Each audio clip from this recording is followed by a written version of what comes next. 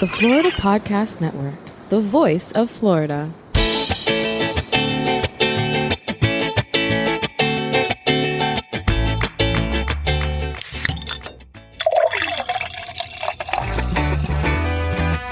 From Mallory Square in Key West to the Governor's Mansion in Tallahassee and all points beyond, you're listening to the Florida Beer Podcast, powered by FloridaBeerBlog.com, your source for all things related to the craft beer community in the Sunshine State. And now your host, Dave Butler. Welcome to another episode of the Florida Beer Podcast, powered by FloridaBeerBlog.com. This is Dave, your host and author. And like I mentioned on the episode last week, we're going to go ahead and divest ourselves from beer once again, just for a little bit. We'll talk about all sorts of fun stuff, but we're going to be talking about spirits today. Spirits and the Ashley Gang, which is very, very different, I know, but it all makes sense here in a little bit. So Vero Beach has a couple of breweries, and that was the only alcohol manufacturing in the city up until very recently.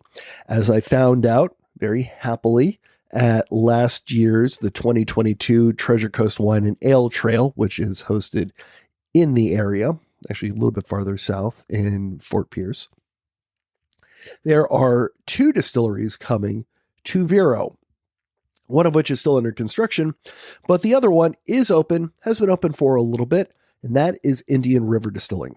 They are a family-run business created by Ray Hooker and his family. In fact, the last time that we were there after today's podcast was recorded, he, his son, and his wife were all very, very busy in the back where there is no air conditioning, bottling up a run of rum.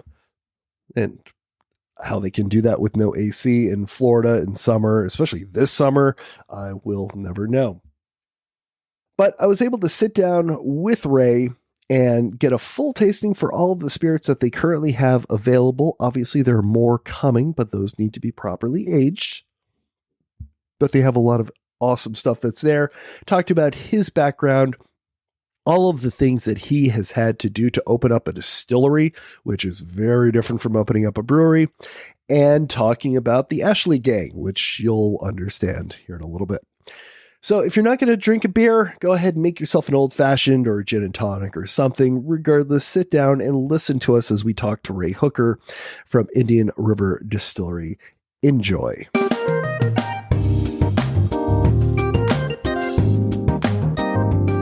Kind of what you mentioned, and kind of what some other people have mentioned, the craft spirits industry in Florida is really starting to boom. We never used to have these craft distilleries here. We had major distilleries that had home offices here, but people like you, I know 21st Amendment is about to open here as well later this year, and there's just people all up and down both coasts. Why this? Why now? I think a lot of it has to do with legislation changes that have happened over the past few years, and that's to the efforts by Phil from St. Augustine Distillery and the guys over at St. Pete Distillery, really being in Tallahassee and making our legislator aware of the industry and the things that were possible with this. So with the recent changes in the law 2 years ago, we can serve out of our tasting room now. We can sell bottles out of our tasting room, and that's made it a more profitable business model for people to where you could never really make a profit on it before. So it seems like unless you had financing like St. Augustine Distillery clearly did, or you just had some other methodology, this was not a feasible idea in your mind up until 2021. Not without huge amounts of distribution, huge marketing budget. You just couldn't do it locally to where now we can do it locally. Gotcha. So let's go back and let's talk about why you wanted to open a distillery, but you had a very interesting career before this, not a whole lot. I've never heard of this a whole lot. Sure. In many of my interviews. Landscaping and pest control. Which it does not lend itself to distilling. Well, it makes you want to drink a lot of times. I'm sure. So Mandy and I started a landscaping and pest control business 16 years ago and learned the basics of business. And doing that, we grew it up to about 20 employees and figured out we did not want to do that on that scale for very long. We optimized the business for sale and sold it to fund this business. Awesome. Why? Obviously people will get out of one business and maybe go into opening up a restaurant or something, but a distillery is very, very, very different, I would assume. Absolutely. It's different. And there are some elements of it the same because it's a small business, but it's a lot more fun. Everybody is smiling when they're here. We're not working in the sun all day. We're both a fan of spirits. Mandy likes bourbon for the most part. I'm a single malt snob. So we wanted to start playing with those things. And I'm not saying we played with those things before because you're not allowed to do that. Exactly. But it's we learned to appreciate the techniques that make spirits. Gotcha. And so were you in the Vero Beach area? Is that why you decided to land here, or why did you decide on Vero? Because you think you're in Sebastian. That's what Derek over at Mash Monkeys was saying. Well, I was born and raised in Indian River County. My dad was born and raised here. His dad was born and raised here. So Vero Beach in Indian River County has always been home. It always will. My family is a pioneering family for this county. They were here before it was actually Indian River County. Interesting. And my family was in Florida before it was a state. Interesting. It's kind of amazing. And so this Vero Beach itself, in terms of craft, I mean, it had 3 breweries. Unfortunately, it's down to 2.5, I guess. Yeah, it'll be back. Salt one. Yeah. But it seems like this was a very specific destination that you needed in to help grow what was becoming a specific destination within that city. Well, we wanted to use this and use our passion that we've developed in making all of these things and educating people of what our area is. I get frustrated a lot of times, and Mandy gets frustrated that people think Indian River County is only citrus, the beach and citrus. Yeah. And there's so much more to that. There's so much more to this area. That's why our logo isn't dune grass on the beach and, a sunrise. It's a sunset on Blue Cypress Lake. There's a, blue heron there. Okay. It's all of the areas of our county that aren't highlighted. All of the. Gotcha.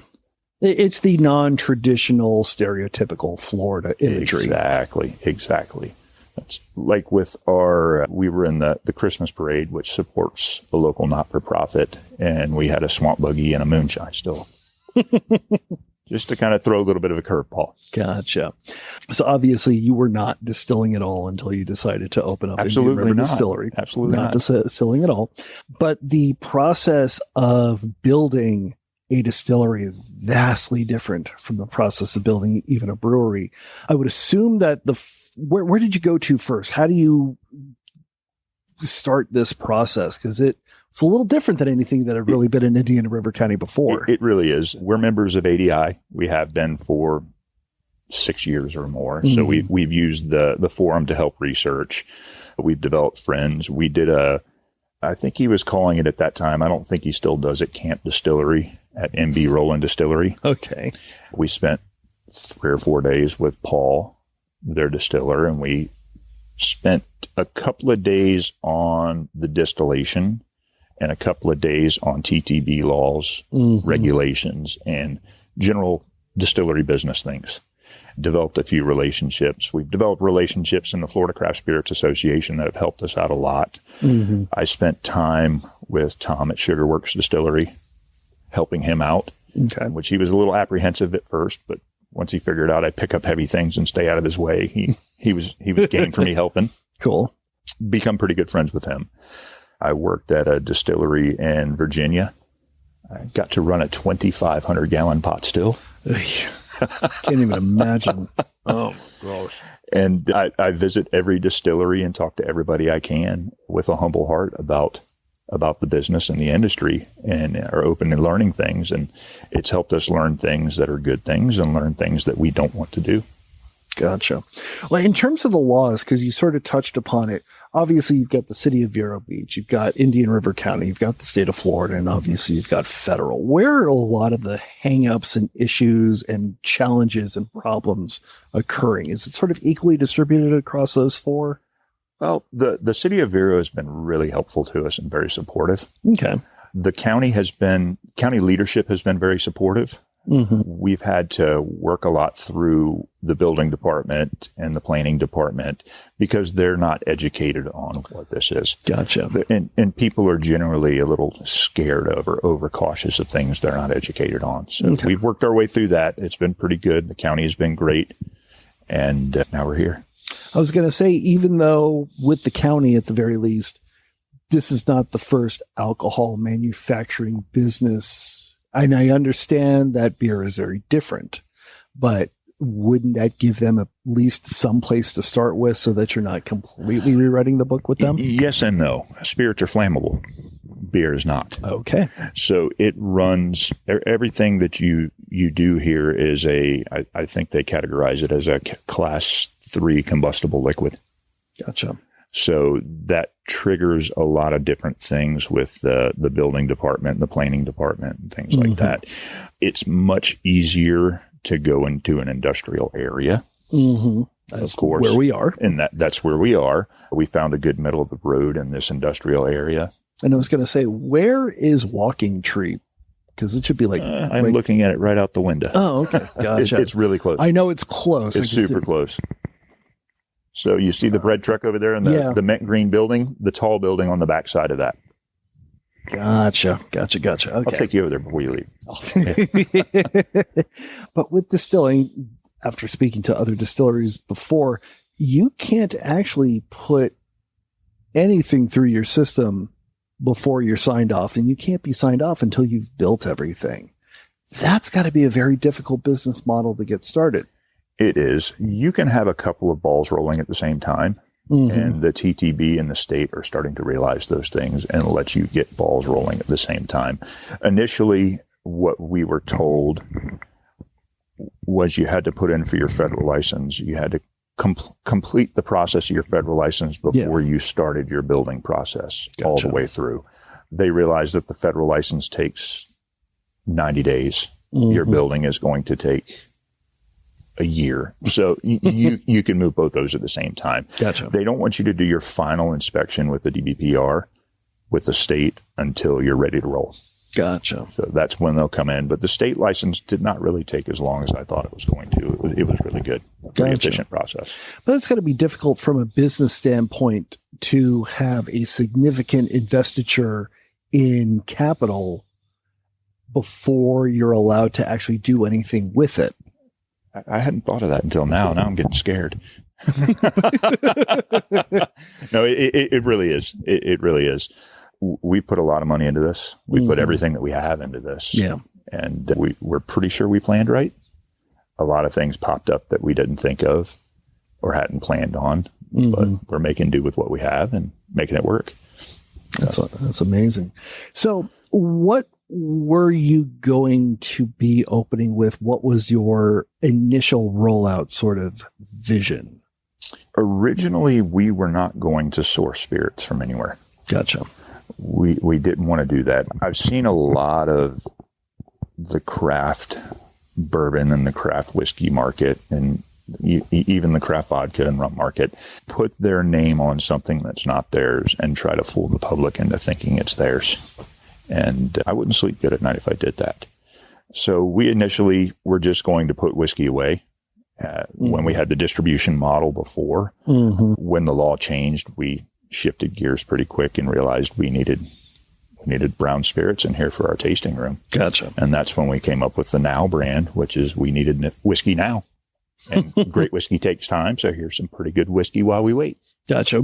Pretty good whiskey that you basically sourced from another distiller. Exactly. To act as sort of a placeholder. A placeholder. Exactly. Gotcha. So we won't do a big push on any brown brown whiskey until it's ours. Gotcha.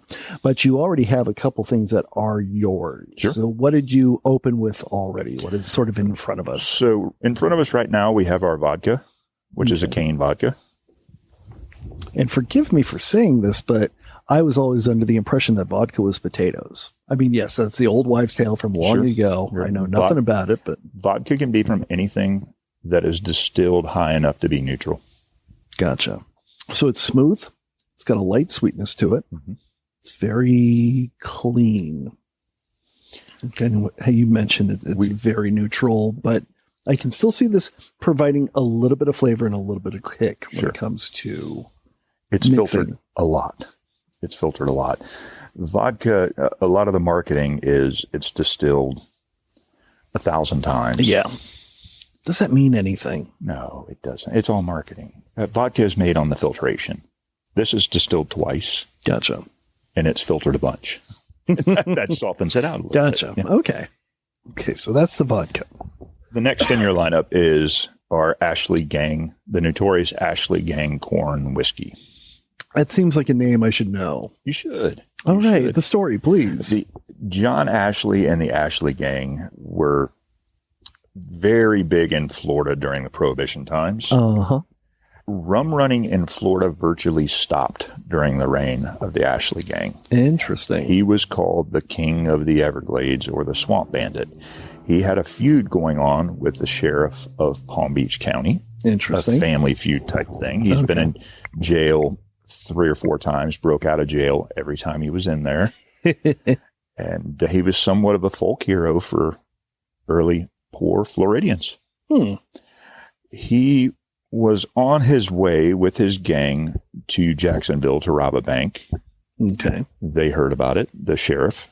He contacted the sheriff of our county, which at that time was St. Lucie County, and they set up an ambush for him on the bridge over the Sebastian River, which was the county line at that time. It still is.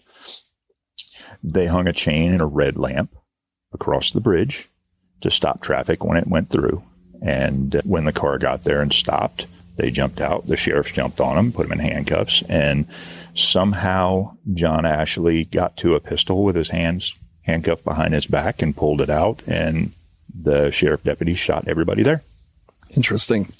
And one of the deputies on his deathbed, I need to really write his name down. I keep forgetting it, but he wrote a book and confessed that they executed them there on that spot because no jail could hold them. Sebastian definitely couldn't hold them, and they just needed to end their reign in Florida. Interesting. Pretty cool story. There's a museum about the Ashley Gang in Jensen Beach. Okay. You should really stop and take a look at it. There's a lot of history there. He was a pretty unique fella. He wasn't someone you'd want to take home to mom, but he was definitely someone that has spurred the rebellious nature of Florida. And so when you decided to develop a corn whiskey, I guess which came first, the story, and we have to make something for the story, or we have to find a cool story for this? For this, a little bit of both. I knew from the beginning we were doing Ashley Gang stuff. Okay, for sure. Because again, we're trying to use this to highlight the local history of our area. Oh, absolutely, absolutely. I love that. This is 100% corn, 40% Jemmy red corn, and 60% non-GMO organic yellow dent corn. Okay, and I think this is a great time to ask about sourcing the ingredients because, obviously we have, the next alcohol, I would assume that ingredient was sourced as locally as it can be. Do you try to source, and are you planning on, and was that always just part of your business model to source as locally as you can? Sure. As locally as we can. And that brings up a good issue with sourcing the sugar cane. We'll talk about that in a little while. Absolutely. But right now, Murphy Family Farms in North Florida. Okay. Awesome. Okay. I've been drinking beer for 9 years, only beer. So I'm a bit of a lightweight when it comes to anything else, but that is fantastic. Thank you. It's 100 proof. That is. Yeah. But I will say it's not like sugar. It's not like corn syrup. It's not like popcorn. There's a little bit of that corn sweetness in there, but it's more matured. It's a little bit more rounded, and you get some of that residual sweetness, sort of a meatier, more mature version of that sweetness. Very umami, and I get a heavy nutty flavor off of it. Yes, I agree. Our mixologist, Michael, says it tastes all the qualities he likes about a can of cream corn. Okay. Yeah, I can see it. Cream corn is what he's calling it. Yep. That's exactly what I say. And it's interesting because it's a whiskey, but it is completely clear. Is that how corn whiskeys generally go, or are you going to be looking at aging? Originally, our moonshine recipe had wheat in it, and it had oats in it, and it had malt in it. Okay. But when I put in for my TTB cola approval, they told me I couldn't call it a whiskey because corn whiskey is the only unaged whiskey you're allowed to release. Interesting. So I shifted pretty quick and went back to our corn whiskey recipe, which we had planned to do one all along, and use that for our moonshine instead. Now, by law, if this goes into a brand new American oak barrel, this would be bourbon. Really? So this is not sugar shine. There's no sugar added to this during the fermentation process to help out with conversion, any of those things. This is whiskey. Now, I guess I always thought that bourbon had to be either wheat or something else. I didn't realize that it could be at least 51% corn. Okay. And goes into a brand new charred American oak barrel. Gotcha. This isn't what I want my bourbon to be specifically, but this can be a bourbon. Gotcha. Sure. Interesting. To be honest with you, this was one of the spirits that I was really looking forward to trying. So I'm glad that I did. And it's literally everything I had wanted it to be. I've had to talk a lot of people into trying it because moonshine comes with a negative connotation. Everybody has had moonshine their brother-in-law's cousin made in their garage, and it's got the bite, and it's 140 proof, and a lot of people have really been happy with this. And we have an area of our cocktail menu built specifically for this. And it's interesting as we're taking a look at some of the cocktails, and we'll talk about the cocktails a little bit later on, but especially with whiskey, that you've got a specific old-fashioned to it. Yeah. The old-fashioned with the moonshine is done a little bit different than I would do my old-fashioned. As you see on the right with our source whiskey, there's one called Ray's Perfect Old-Fashioned. There we go. Because I am very funny and pretentious about my old-fashioned. I think everybody screws it up, and it's such a simple drink. Yeah. So I wanted it made a specific way. My wife is a huge old-fashioned fan. Sugar cube or simple syrup? Sugar cube. Perfect. Good. Yep. Her boss is who told me, or who taught me. Perfect. So it's he did a good job then. Good job, yeah. So we have all of those things are playing off of local Florida history too. So gotcha. No, that makes perfect sense. Absolutely. And of course, the next one that you're going for is Treasure Fleet Rum, which is probably the easiest story to talk about. Being Everybody on the knows the Treasure Fleet. But does everyone know that we have silver from the Treasure Fleet in our still when we distill this? I'm sorry? Yeah, so we put a piece of the treasure in the still, so the spirit of the 1715 Treasure Fleet is in every bottle. That's kind of amazing. And of course, I would assume that rum would be the traditional, you're making spirits in Florida. That's the one you're going to go for. Yeah, yes and no. We're really trying to focus on pre-prohibition type history to where spirits are a way of storing your bumper crop. Okay. So if you had an extra bit of corn, you made whiskey out of it. If you had an extra bit of whatever it is, you turned it into a spirit. That is one of the cleanest and smoothest rums I've ever had. Thank you. It's just lightning quick. Nothing harsh, no additives. It's not mass produced. It's just clean and smooth with an almost, I'm not trying to say vegetable like corn, but it's a slightly vegetative aftertaste. Okay. You can taste that this was an ingredient that was grown. It doesn't feel artificial. So our first rum recipes, when we weren't distilling, was made from a local gentleman who his family traditionally did something called sugarcane syrup. Okay. So in the small towns throughout Florida, people grew sugarcane in their backyards. Yeah. One person in the area would have sugarcane mill. So where everybody would cut their sugarcane at harvest time, they would take it to that person's house. They would mill all the sugarcane. They would put it in his sugar kettle, start a fire under it, and boil it down into a syrup.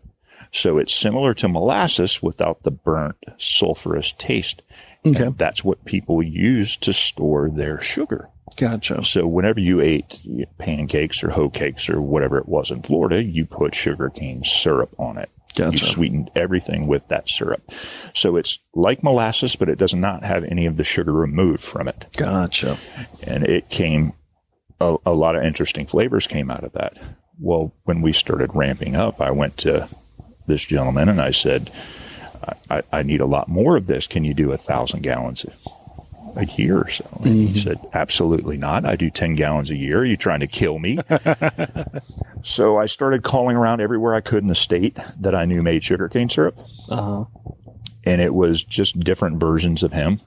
I do 20 gallons a year. I do 50 gallons a year. Gotcha. I do this because I love it. I'm keeping the tradition alive, all those different things. I spread out into Georgia and Louisiana. I found one company in Louisiana that did it on a commercial level. Okay. It is really expensive, though. It is 4 times the price of molasses. Whew, boy. So I can't do it forever. And this Treasure Fleet Silver recipe that we're using will be not the constant thing that we have here. Gotcha. Is it possible, do you envision it being a separate label and a separate run, at Probably a more of a blend. Point? Okay. More of a blend, a higher price point.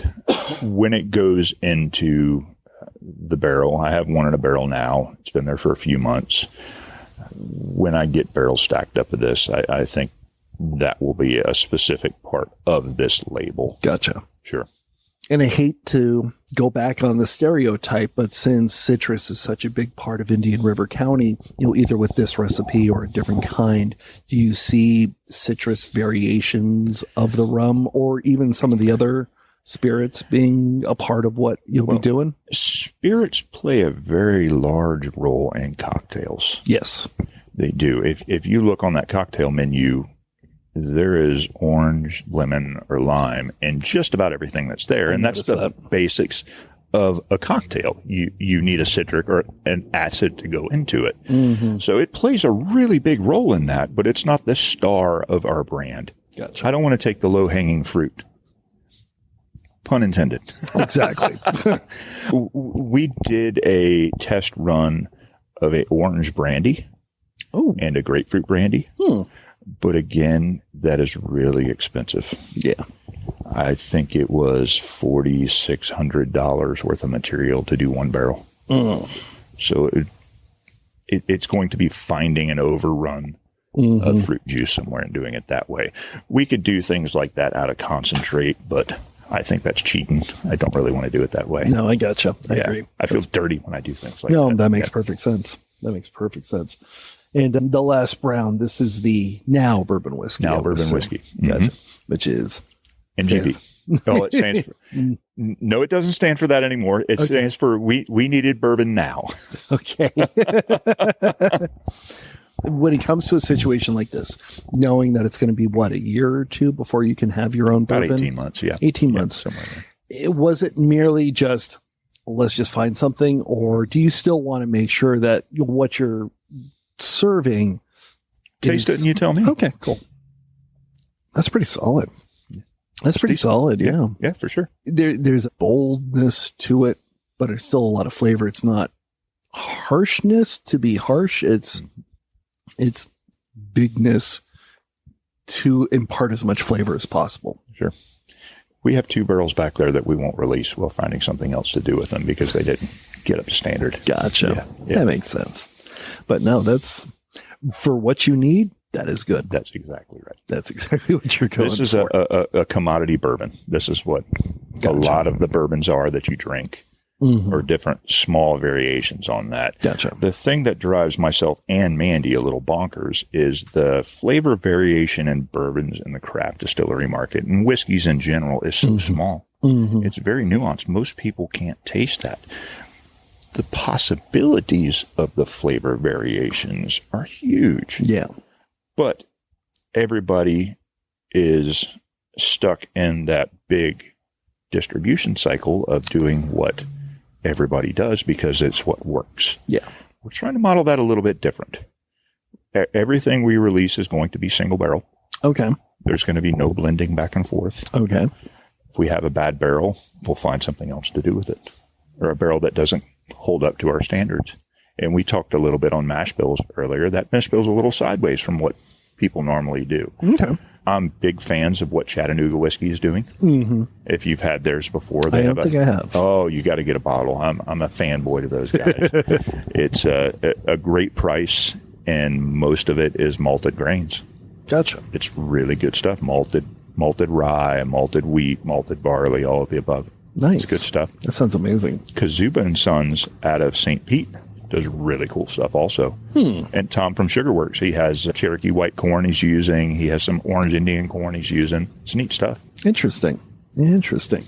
So obviously you have this product. You couldn't make it before you opened, but you still have to get the word out. And obviously we met at the Treasure Coast Wine and Ale Trail Festival, which is of course going to expand to allow you and the other distillers in. How difficult was it to start advertising this before you had anything for people to try? Our community is very supportive. Gotcha. The media has been great for us. The community has been great. We've gotten calls, support on social media. Everybody knows it's coming. They've seen what we're doing. I was running 6 and 8 tours a day during construction. Really? People would just stop in and see us, seeing how you're doing, Ray. Do you need me to help you with anything? Things like that. Just people wanting to look around. That's amazing. It's an amazing community. That's amazing. And of course, you kind of had your soft open, and it was actually pretty popular based on what you posted on social media. There were a lot of people here. We had 3 soft opening days, and then we had our grand opening on the 11th. It was a good day for sure. It was good. Everybody was patient. It helps that we have very good bartenders and mixologists they're pros, and that showed. Now, I will say one thing that you did mention, the fact that we have a cocktail list in front of us, but this is a producing distillery, is amazing. And I know that was with the change in laws. We've been to many distilleries before, pre-COVID though, and you could have a tiny little taster, and you could purchase a bottle to take home, but you could not purchase a glass for on-site consumption. Obviously, the laws have changed, and this is now possible. Absolutely. So that's what we focus on. So you kind of mentioned this before a little bit, but I definitely want to go into this. You hired a mixologist to develop this cocktail list, correct? Absolutely. His name is Alex Lombardo, and he has helped us set up everything in our bar and our tasting room. If you look behind our bar, you see that it's a professionally set up bar. Everything works well.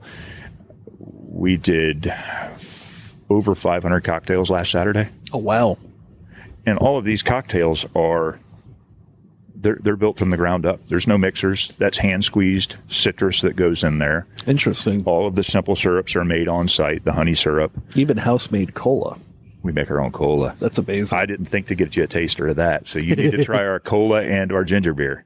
And that's a question for you in that, did you decide on these recipes and these varieties and these spirits? Were they built to be mixed? Were they built to be drunk neat? Or can you really do either one? You can do either one, but obviously most people like to drink aged spirits. Yeah. No one really drinks. People have drunk our white rum that way and our white whiskey that way, but for the most part, everybody wants an aged spirit to do that. Gotcha. And so for some spirits like this, really, it's the cocktail. It's the cocktail, yeah. Looking forward to, absolutely. Banana washed rum. Can you please explain what that is? So our mixologist puts a banana in a bottle of rum. Okay. And shakes it up and infuses it together and then strains it out behind the bar. And it's a banana washed rum. But you have to taste that before you leave also.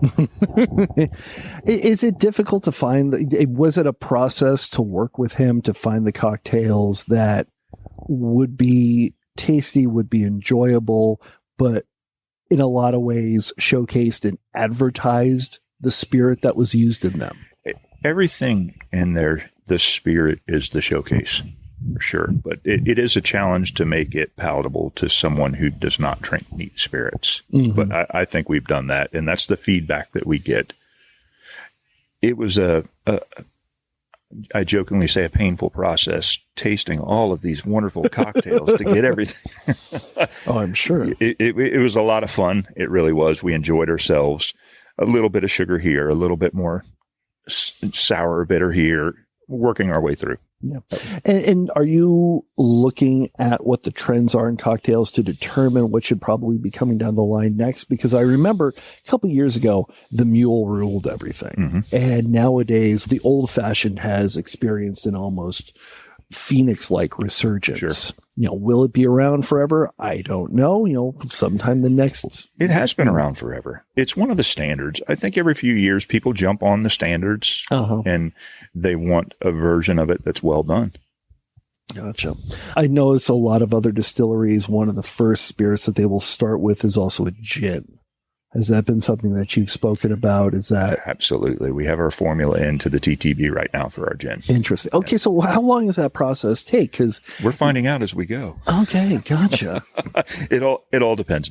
My distiller friends told me they average 2 to 6 weeks. Okay, on a formula. That's not bad. No, it's not terrible. It really isn't. But this is my first formulas I'm putting through, so I'm sure it'll be towards the longer end of that. Gotcha. Because I do everything ourselves. We haven't hired somebody to do our labels, to do all these. That's something that I kind of figure out on my own. Okay.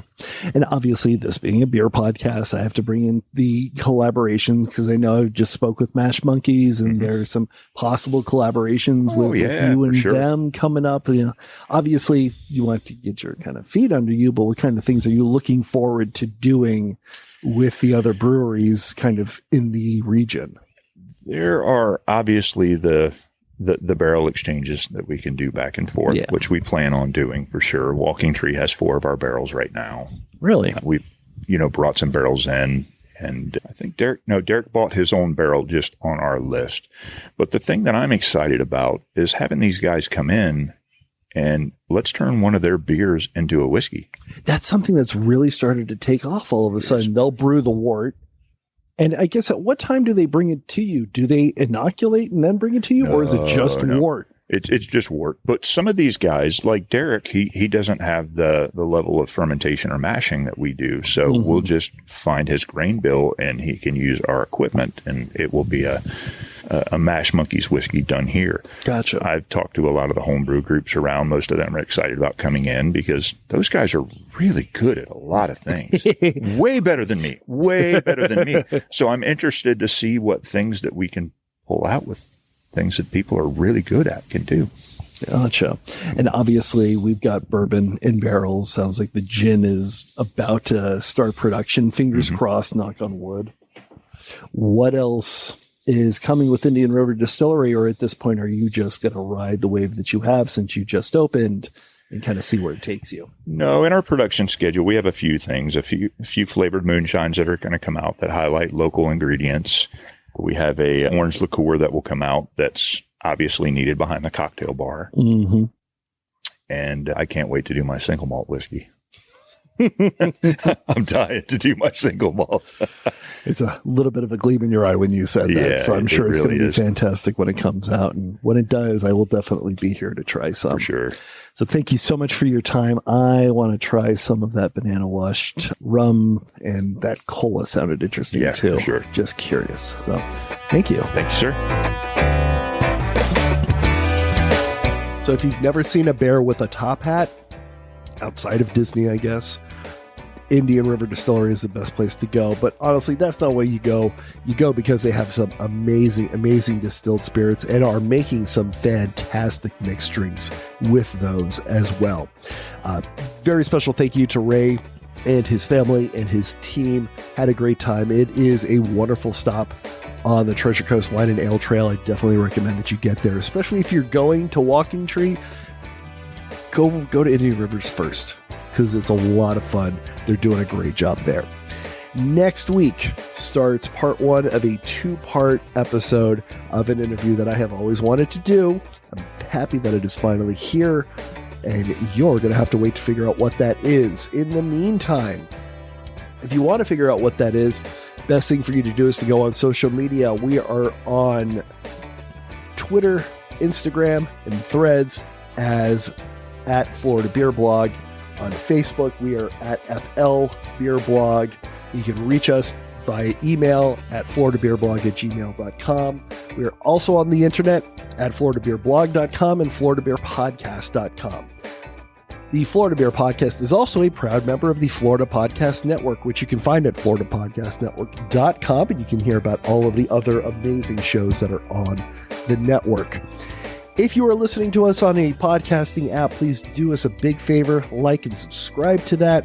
And if you can leave a review, give us a nice, big, juicy 5-star review so that way everybody else can know all about all the awesome stuff here on the podcast that you're enjoying listening to.